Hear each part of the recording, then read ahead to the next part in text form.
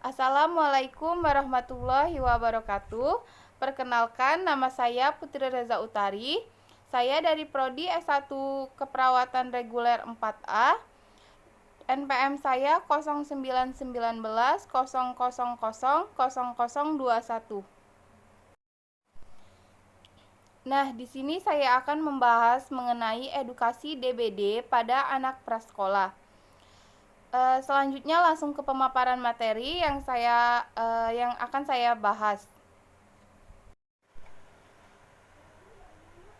Nah, yang pertama itu apa itu demam berdarah atau apa pengertian dari demam berdarah?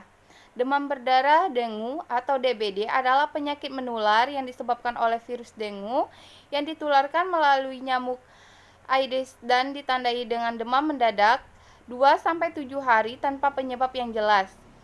Lemah, lesu, gelisah, nyeri ulu hati, seringkali disertai pendarahan di kulit berupa bintik pendarahan. Kadang-kadang mimisan, berak darah, muntah darah, dan kesadaran menurun.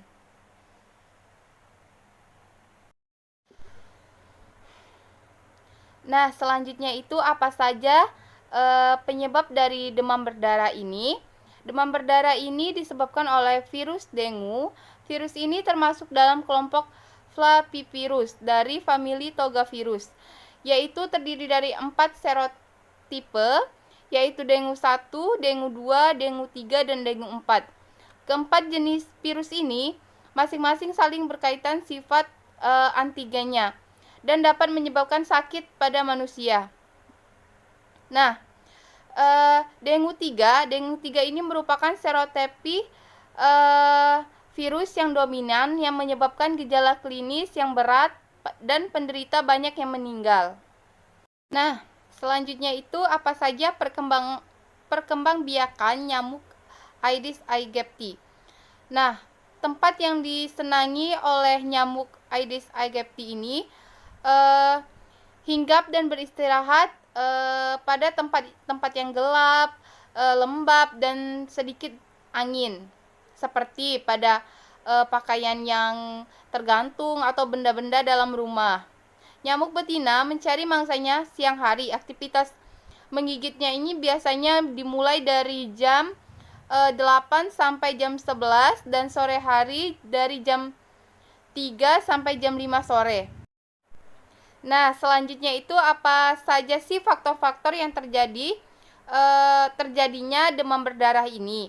Yang pertama itu ada faktor manusia dan sosial budaya, dan yang kedua itu ada faktor agen dan lingkungan. Yang pertama itu faktor manusia dan sosial budaya adalah kepadatan penduduk, mobilitas penduduk tidak menerapkan perilaku hidup bersih sehat atau PHBS, dan rumah belum tergolong dalam standar rumah sehat.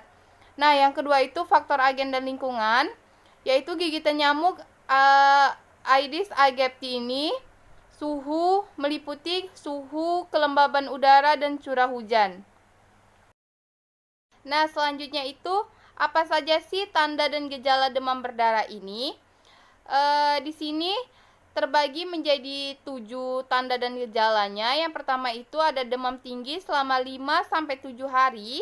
Yang kedua itu pendarahan terutama bawah kulit, petesi, ekhimosis, dan hematoma. Yang ketiga itu epitaksis, hematemesis, melana, dan hematuria. Yang keempat itu ada mual, muntah, tidak ada nafsu makan, diare, dan konstipasi. Yang kelima itu ada sakit kepala. Yang keenam itu ada pembengkakan sekitar mata. Dan yang terakhir itu ada pembesaran hati, limpa, dan kelenjar getah bening. Nah, yang selanjutnya itu bagaimana sih cara pengendalian dari DBD? Cara pengendalian DBD ini terbagi menjadi 9. Yang pertama itu bersihkan bak mandi sedikitnya 1 kali dalam 1 minggu. Yang kedua itu jangan pernah lupa untuk menutup tempat penampungan air agar nyamuk tidak berkembang biak di dalam penampungan air tersebut. Yang ketiga itu buanglah sampah-sampah plastik, sampah-sampah kaleng bekas botol minuman. Lebih baik sampah-sampah tersebut dibakar atau dikubur di dalam tanah agar tidak terjadinya tergenangnya air dan menyebabkan perkembangbiakan nyamuk. Yang keempat itu, gantilah air di dalam vas atau jambangan bunga atau tempat-tempat minum untuk hewan-hewan peliharaan agar nyamuk tidak berkembang biak. Yang kelima itu, abatesasi tersebut diulangi 2-3 bulan sekali. Yang keenam itu, untuk perlindungan gunakan obat anti nyamuk. Yang ketujuh itu, cegah perkembangbiakan nyamuk dan kenali tanda dan gejalanya. Yang ketujuh itu, buanglah sampah pada tempatnya dan perbaiki tempat-tempat penyimpanan air untuk mencegah nyamuk berkembang biak dengan menutup tempat penampungan atau mengosongkan air yang tergenang dari ban bekas, kaleng bekas, dan pot bunga. Nah, yang terakhir itu, lakukan cara pencegahan dengan 3M, yaitu menguras tempat penampungan air secara rutin, menutup tempat-tempat penampungan air, dan yang terakhir itu, mengubur barang-barang yang tidak terpakai yang dapat memungkinkan terjadinya genangan air tersebut. Dan agar nyamuk tidak dapat berkembang biak dalam genangan air tersebut. Kesimpulannya adalah demam berdarah adalah penyakit demam akut yang disebabkan oleh virus dengue dengan agen Aedes aegypti dengan lingkungan banyak genangan atau penampungan air yang memungkinkan untuk perkembangbiakan nyamuk. Virus dengue membutuhkan waktu berkisar 2-7 hari demam tanpa penyebab yang jelas. Penyakit demam berdarah ini dimulai dari agen host serta lingkungan. Siklus demam yang dialami seseorang yang terkena DBD harus diketahui sejak dini. Jika diabaikan, bisa menyebabkan hal-hal yang fatal. DBD ini dapat dicegah dengan rutin melakukan 3M dan menjaga sanitasi lingkungan tetap bersih dan mengkonsumsi makanan-makanan yang bergizi.